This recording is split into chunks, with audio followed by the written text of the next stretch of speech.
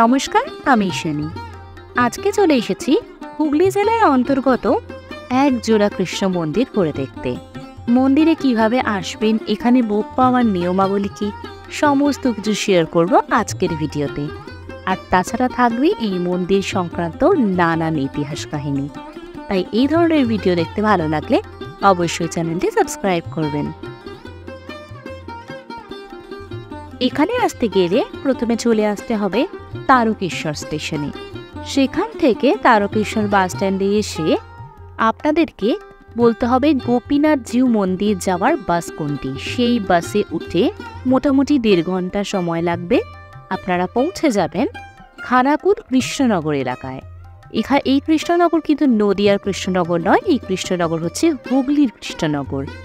সেইখানেই অবস্থিত আমাদের আজকের মন্দির জোড়া। বাস আমাদের নামিয়ে দিল ঠিক এইখানে। আর এইখান থেকেই দেখা যাচ্ছে মন্দিরে প্রবেশ করার মূল দ্বারটি। পাশেই রয়েছে কিছু দোকান পাশারি, যেখান থেকে আপনারা পূজার সামগ্রী সংগ্রহ করতে পারেন। এই হলো সেই বিখ্যাত বকুল বৃক্ষ, যা কিনা ঠাকুর অবিরাম গোস্বামী নিজে হাতে রোপণ করেছিলেন। এই বৃক্ষ সারা বছর বকুল ফুল প্রসব করলেও কখনোই সারা বছরে ফল দেয় না। পাশেই দেখতে পাচ্ছি রয়েছে একটি খুব সুন্দর এবং ছোট্ট শিব মন্দির। এখানে নিত্য পুজো হয়, বোঝাই যাচ্ছে। এই হলো গোপীনাথ জিউয়ের রাসমঞ্চ। এখানে খুবই আড়ম্বরের সাথে রাসযাত্রা পালন করা হয়। আর এই হলো দোলমঞ্চ। দোলের সময় ঠাকুরের বিগ্রহ বের করে এই দোলমঞ্চে এনে উৎসব পালন করা হয়। আর এই হলো গোপীনাথ জিউ মন্দিরে প্রবেশ করবার মূল সিংহদ্বার। এই সিংহদ্বার অতিক্রম করেই আমরা প্রবেশ করছি গোপীনাথ জিউ মন্দিরে। মন্দির কম্পাউন্ডে ঢুকেই বাঁদিকে রয়েছে এই বিশাল পুষ্করিণীটি। এটি আগে সরোবর ছিল, বর্তমানে পুষ্করিণীতে পরিণত হয়েছে। এখান থেকেই গোপীনাথ জিউয়ের বিগ্রহ উত্তোলিত হয়েছিল, যা এখন রামকুণ্ড নামে খ্যাত। মন্দিরে ঢোকার পরেই দেখতে পাচ্ছি কিছু দোকান পাশারি রয়েছে, যেখানে ঠাকুরের ছবি বিক্রয় হয়। এই হলো গোপীনাথ জিউয়ের মূল মন্দিরটি।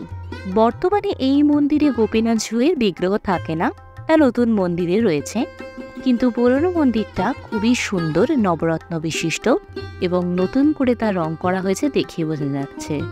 এই মন্দির প্রতিষ্ঠার সময় চৈতন্য মহাপ্রভু স্বয়ং এসেছিলেন এবং এই মন্দিরকে গুপ্ত বৃন্দাবন আখ্যা দিয়েছিলেন। আরামবাগের কৃষ্ণভক্ত রায় পরিবার এই নতুন মন্দিরটি নির্মাণ করেন, যার উচ্চতা 72 ফুট। এই মন্দির নিয়ে বেশ কিছু ইতিহাস রয়েছে।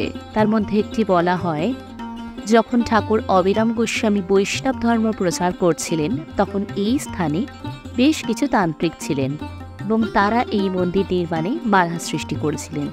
সেই সকল বাধা অতিক্রম করে এই মন্দিরটি প্রতিষ্ঠা করেছিলেন ঠাকুর অবিরাম গোস্বামী। এই হলো নতুন মন্দিরের অপূর্ব সুন্দর নাট মন্দির। নাট মন্দিরটি 38 ফিট উচ্চতায় এবং 40 থাম বিশিষ্ট কড়িবর্গাযুক্ত অপূর্ব সুন্দর নাট মন্দির। এরম নাট মন্দির খুব কমই দেখা যায়। আর এই হলো নতুন মন্দিরের গর্ভগৃহের মন্দিরটি, যেখানে গোপীনাথ জিউয়ের আসল বিগ্রহটি রয়েছে। বিগ্রহের সামনে ছবি তুলতে নিষেধ করা হয়, তাই আমি সেখানে ছবি তুলিনি। এই মন্দিরের অন্যতম সুব্যবস্থাটি হলো, এখানে প্রত্যেক দিন ভোগ প্রসাদ পাওয়া যায়। 80 টাকার বিনিময়ে আপনারা প্রত্যেকে ভোগ প্রসাদ গ্রহণ করতে পারবেন এখান থেকে। তার জন্য আগের দিন ফোন করে এখানে জানিয়ে দিতে হবে। আমি মন্দির ট্রাস্টির ফোন নাম্বার ডেসক্রিপশন বক্সে দিয়ে দেব। এবার আমরা প্রবেশ করতে চলেছি প্রায় 600 বছর পুরনো রাধা বল্লভ জিউ মন্দিরটিতে। এই মন্দির সংক্রান্ত জড়িয়ে রয়েছে অনেক ইতিহাস কাহিনী। আসুন কিছুটা আপনাদের সাথে আজকে ভাগ করে নিই। আজ থেকে প্রায় 600 বছর আগে তখন বাংলার মসনদে শাসন করছেন আলাউদ্দিন হোসেন শাহ। এই নবাবের দরবারে কাজ করতেন শ্রী যাদবেন্দ্র রায়চৌধুরী। তিনি খুবই কৃষ্ণভক্ত ছিলেন। তিনি স্বপ্নাদেশ পেয়ে খানাকুলের কৃষ্ণনগরে এই রাধাবল্লভ মন্দিরটি প্রতিষ্ঠা করেন। পরবর্তীকালে যখন আলাউদ্দিন হোসেন শাহের পুত্র তার সিংহাসনে বসেন, তখন মিথ্যা প্রচারের মাধ্যমে তিনি জানতে পারেন যে তার তরুণের পাথর বিক্রয় করে এই রাধাবল্লভ মন্দিরটি নির্মাণ করা হয়।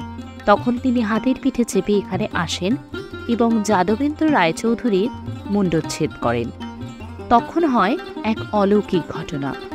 কাটা মাথা বলে ওঠে, বড় স্বাদ রইল মনে, রাধা মাধবকে প্রতিষ্ঠা করতে পারলাম না রত্নসিংহাসনে।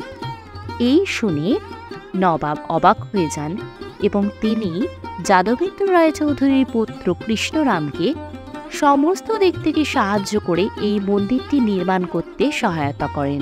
তারপরেই এই মন্দিরটি প্রতিষ্ঠা পায়। মন্দিরে রয়েছে রাধাকৃষ্ণের সুসজ্জিত বিগ্রহ। এই মন্দিরের পাশে রয়েছে একটি পুষ্করিণী। এবার আমরা দেখতে এলাম রাধাবল্লভজিউয়ের রাসমণ্ডপটি। রাস পূর্ণিমা যেখানে খুবই সুন্দরভাবে পালিত হয় তা বোঝাই যাচ্ছে। হয়ে গেল আমার খানাকুলের গোপীনাথজিউ মন্দির তথা গুপ্ত বৃন্দাবন এবং রাধাবল্লভজিউ মন্দিরটি ঘুরে দেখা। খুব সুন্দর লাগলো এই মন্দির জোড়া ঘুরে। আপনারাও অবশ্যই চলে আসুন এইখানে ঘুরতে এবং ভোগ প্রসাদ গ্রহণ করে যান। আর এই ধরনের ভিডিও দেখতে ভালো লাগলে অবশ্যই চ্যানেলটি সাবস্ক্রাইব করবেন। Till then, bye by.